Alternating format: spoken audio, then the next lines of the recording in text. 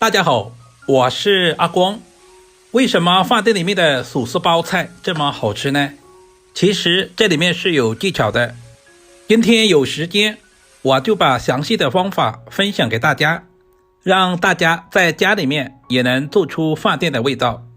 这样做出来的手撕包菜鲜香入味，下饭下酒都非常的不错。首先，挑选包菜也非常的关键，我们一定要挑选这种有机包菜，用刀把根部切掉一部分，这样很轻松的包菜就全部散开来了，而且也不会掰烂。把所有的包菜全部掰散来，然后我们再来清洗一下。有条件的我们放在流动的清水下，像视频中这样，把包菜叶的里里外外全部清洗一遍。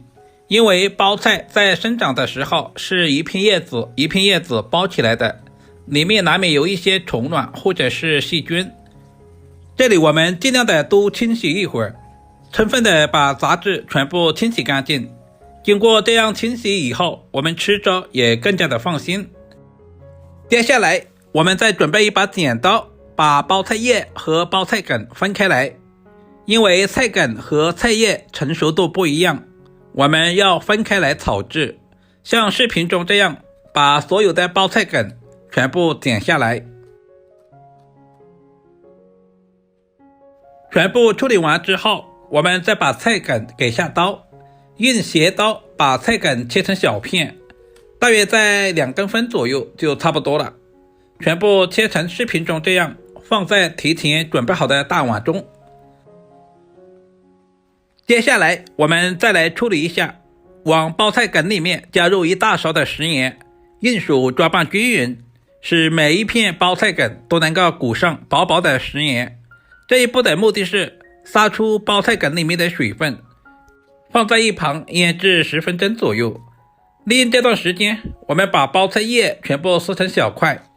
包菜叶千万不能用刀切，像视频中这样用手撕，因为包菜叶在撕的时候红切面更大，这样炒出来更加方便入味。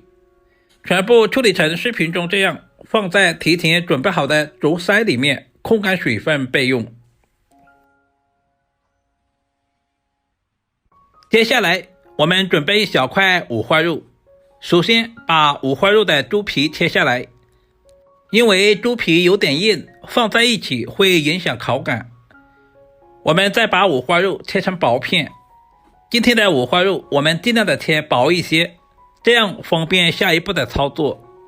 其实肉不肉都无所谓，我们就要用五花肉里面的油脂来炒包菜，这样炒出来的包菜都有肉的香味。接下来我们再准备几粒去皮的大蒜，先切成薄片，然后再切成小丁。大蒜我们也不要切太细，全部切好放在提前准备好的小碗中。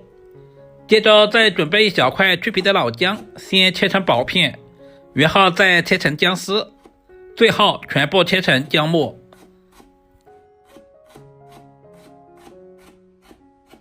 全部切好以后，和蒜子放在一起。喜欢吃小米椒的，我们再准备几个小米椒，切成小圈。小米椒不仅可以搭配颜色，而且可以增加辣味。全部切好以后，和蒜子放在一起。有条件的，我们准备一小段大葱，先切成小条，然后再切成稍微短一点的葱花。全部切好，和小米椒放在一起。接着我们再准备一个小碗，往碗中加入18颗花椒，然后用剪刀剪上几颗干辣椒，增加香辣味。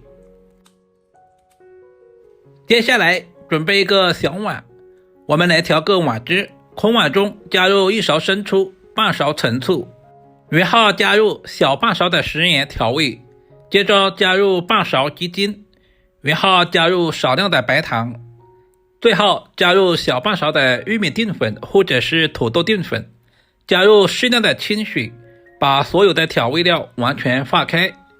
提前调好料汁也是节省炒菜的时间。时间差不多了，现在的包菜梗也腌制好了。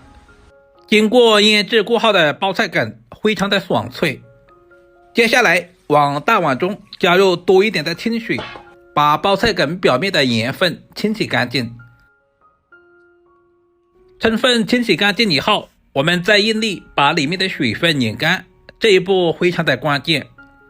把处理好的包菜梗放在准备好的盘中备用。